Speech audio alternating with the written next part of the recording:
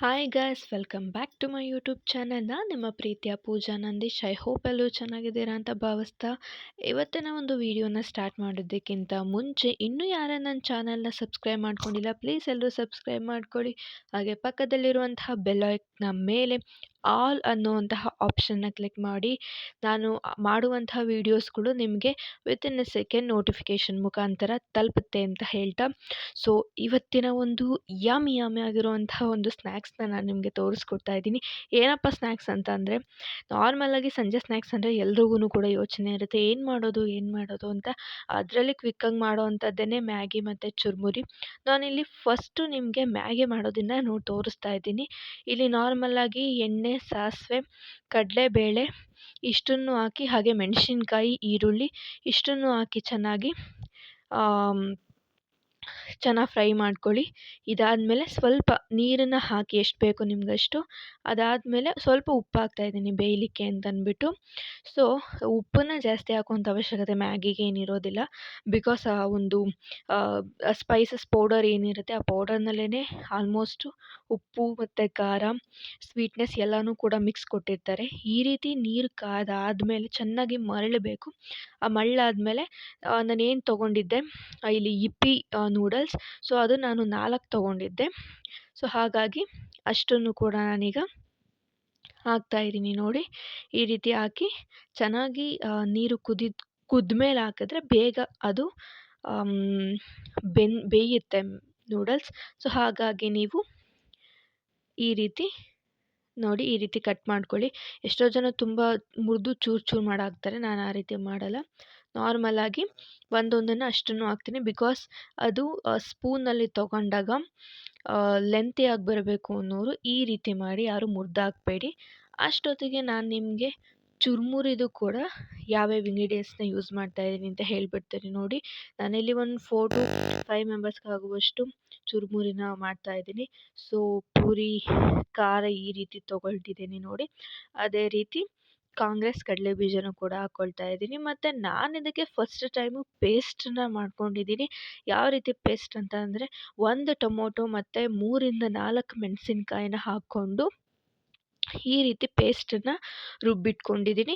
ನಾರ್ಮಲಾಗಿ ಮುಂಚೆ ನಾನು ಟೊಮೊಟೊನ ಚುರುಮುರಿ ಒಳಗಡೆನೇ ಹಾಕ್ತಿದ್ದೆ, ಬಟ್ ಆ ರೀತಿ ಮಾಡ್ತಿರ್ಲಿಲ್ಲ. ಸೊ ಇವತ್ತು ಪೇಸ್ಟನ್ನ ಮಾಡ್ಕೊಂಡಿದ್ದೀನಿ. ನೋಡಿ, ನಮ್ಮ ಮ್ಯಾಗಿನೂ ಕೂಡ ಇಲ್ಲಿ ರೆಡಿ ಆಗ್ತಾ ಇದೆ. ಆಹಾ, ರೆಡಿ ಆಗ್ತಿದೆ.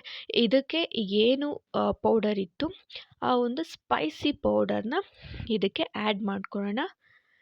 ಆ್ಯಡ್ ಮಾಡ್ಕೊಂಡಾದಮೇಲೆ ಈಗ ಆಲ್ರೆಡಿ ಅದೆಲ್ಲ ಬೆಂದಿತ್ತು.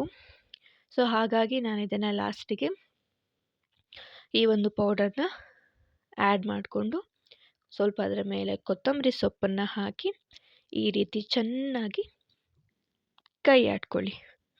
ಇದಕ್ಕೆ ಮೆಣಸಿನ್ಕಾಯಿನೂ ಏನು ತುಂಬ ಹಾಕೋ ಅವಶ್ಯಕತೆ ಇಲ್ಲ. 1-2 ಮೆಣಸಿನ್ಕಾಯಿ ಹಾಕಿದ್ರೂ ಸಾಕು. ಇನ್ನೂ ಎಷ್ಟೋ ವೆಜಿಟೇಬಲ್ಸ್ ಮ್ಯಾಗಿ ಎಲ್ಲ ಬರುತ್ತೆ, ಅದಕ್ಕೂ ಕೂಡ ಇಷ್ಟೇ, ತುಂಬ ಏನು ಹಾಕೋ ಅವಶ್ಯಕತೆ ಇಲ್ಲ.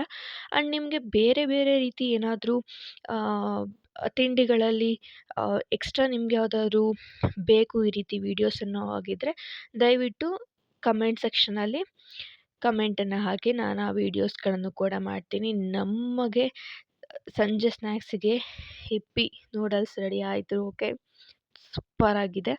ನೆಕ್ಸ್ಟ್ ನಾವು ಚುರುಮುರಿನೂ ಕೂಡ ಪಟಾಫಟ್ ಅಂತ ರೆಡಿ ಮಾಡ್ಕೊಂಬೇಡ. ನೋಡಿ, ಇಂಗ್ರೀಡಿಯೆಂಟ್ಸ್ಗಳನ್ನೆಲ್ಲ ತೋರಿಸ್ತಾ ಇದ್ದೀನಲ್ಲ, ಇಷ್ಟು ಇಂಗ್ರೀಡಿಯೆಂಟ್ಸ್ಗಳನ್ನು ಕೂಡ ನಾನು ಹಾಕ್ತಾಯಿದ್ದೀನಿ. ಇದ್ರ ಜೊತೆಗೆ ವಿತ್ ಗರಂ ಮಸಾಲನೂ ಕೂಡ ಆ್ಯಡ್ ಮಾಡ್ಕೋಬೇಕು. ಗರಂ ಮಸಾಲ ಹಾಕಿದ್ರಂತೂ ಅದು ಒಂಥರ ನೆಕ್ಸ್ಟ್ ಲೆವೆಲಲ್ಲೇ ಹೋಗುತ್ತೆ ಟೇಸ್ಟು.